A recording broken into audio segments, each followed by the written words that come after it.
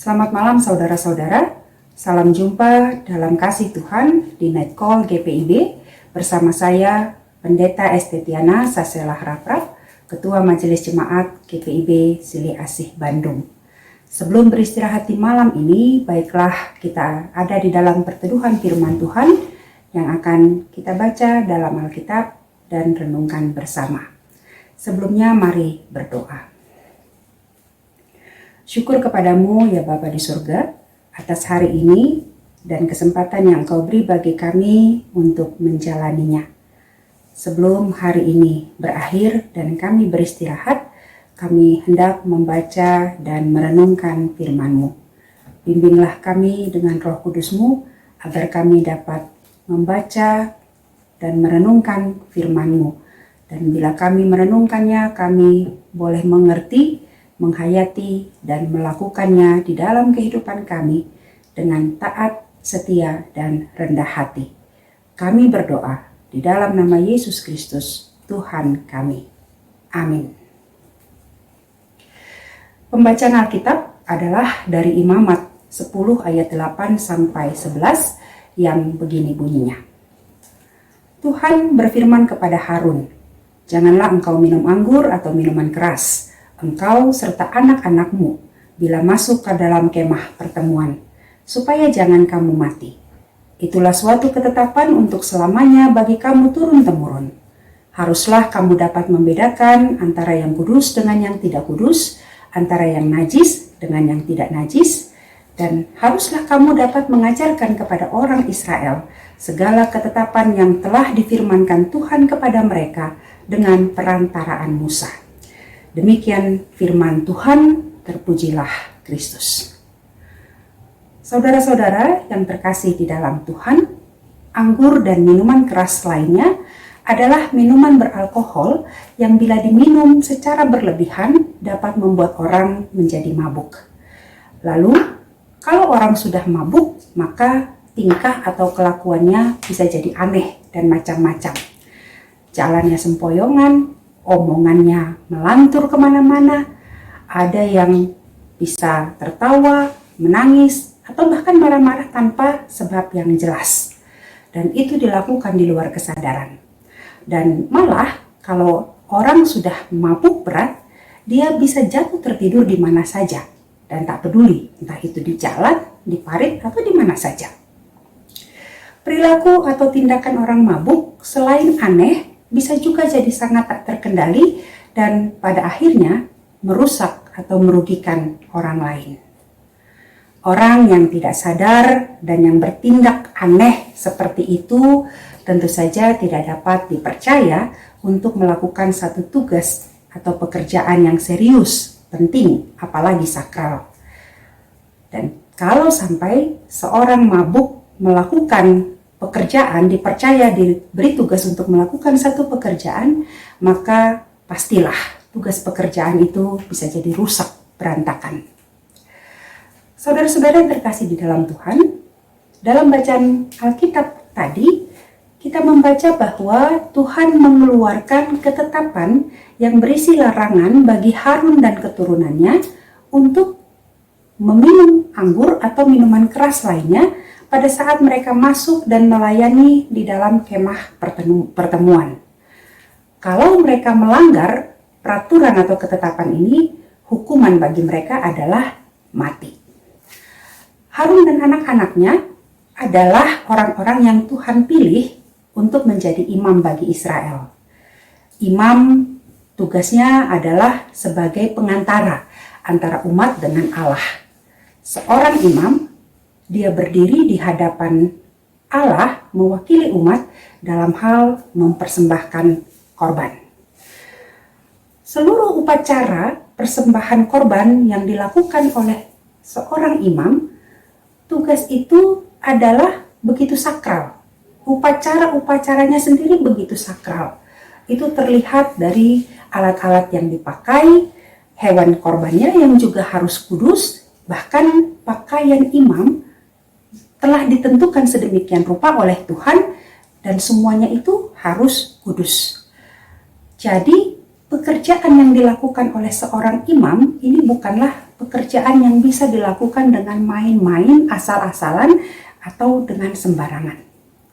Ditegaskan dalam ayat 10 dan 11 bacaan tadi bahwa seorang imam harus mampu membedakan mana yang kudus dan yang tidak kudus, yang mana yang najis dan yang tidak najis.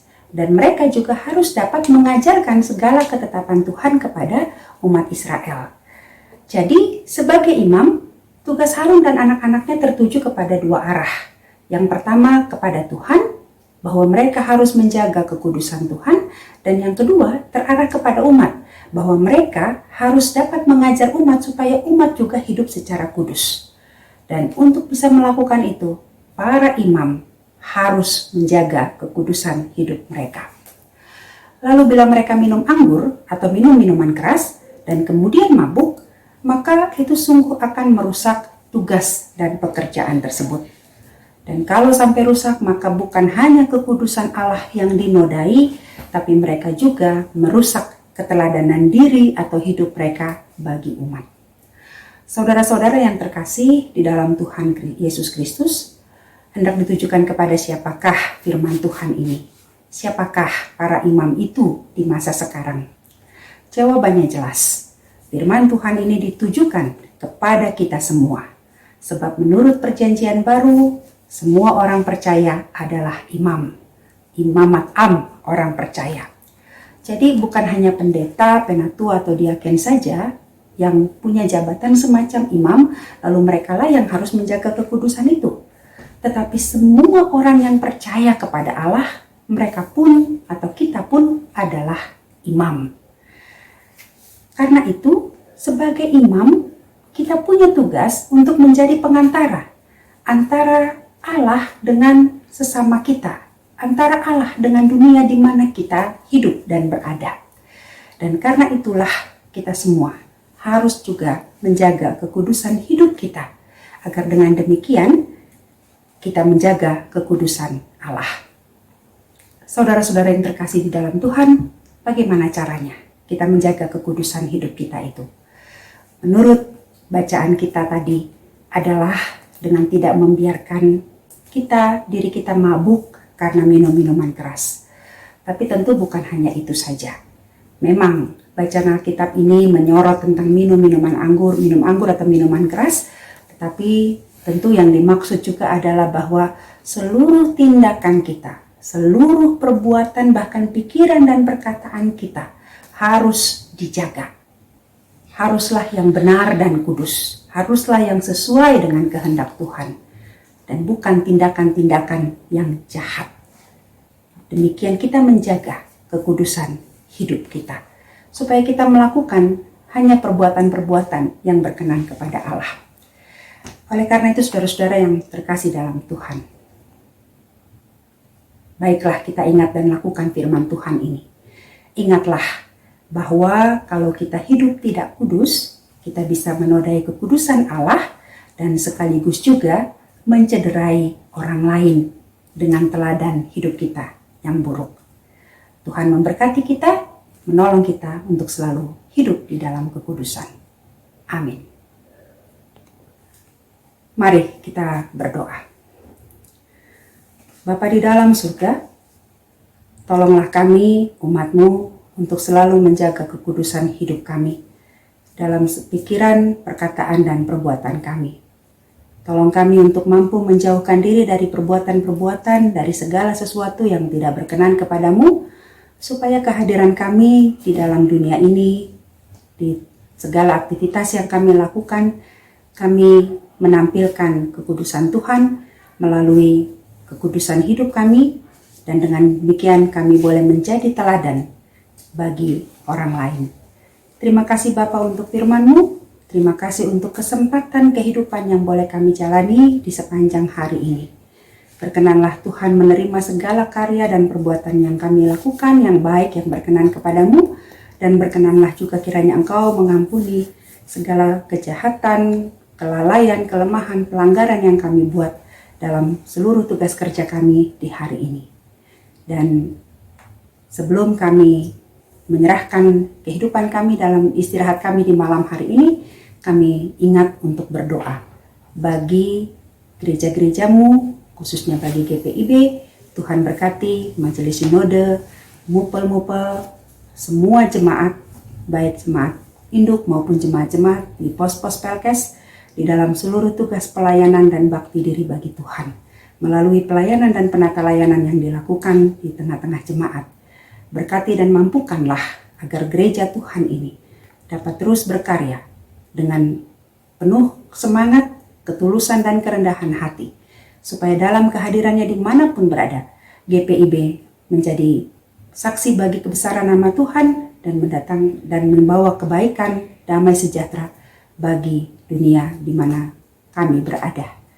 Kami berdoa juga bagi pemerintah kami, bangsa dan negara kami, khususnya di tengah-tengah situasi saat ini, pandemi COVID-19. Tuhan tolong agar pemerintah kami semakin bijaksana, penuh hikmat dalam berbagai tugas dan tanggung jawabnya, khususnya dalam mengatasi pandemi ini. Tuhan beri hikmat bagi mereka, Tuhan buka jalan, dan Tuhan karuniakanlah pemulihan bagi bangsa kami.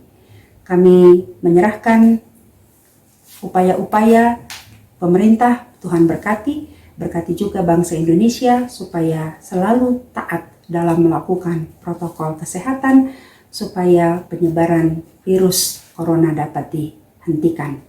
Terima kasih Bapa, bahkan semua orang yang sengsara di dalam pergumulan hidup, Tuhan menolong mereka. Ya Tuhan, kami menyerahkan kehidupan kami dan istirahat kami di malam hari ini. Pimpin dan sertai kami, jaga dan lindungi kami, dan berkenanlah kiranya kami, Tuhan, beri kesempatan untuk boleh kembali bangun pada esok hari dan menikmati hari baru karunia Tuhan dengan segala berkat di dalamnya. Terima kasih Bapa, inilah doa kami, ampuni dosa salah kami. Di dalam nama Tuhan Yesus kami berdoa. Amin. Selamat malam Bapak Ibu Saudara-saudara, Tuhan berkati.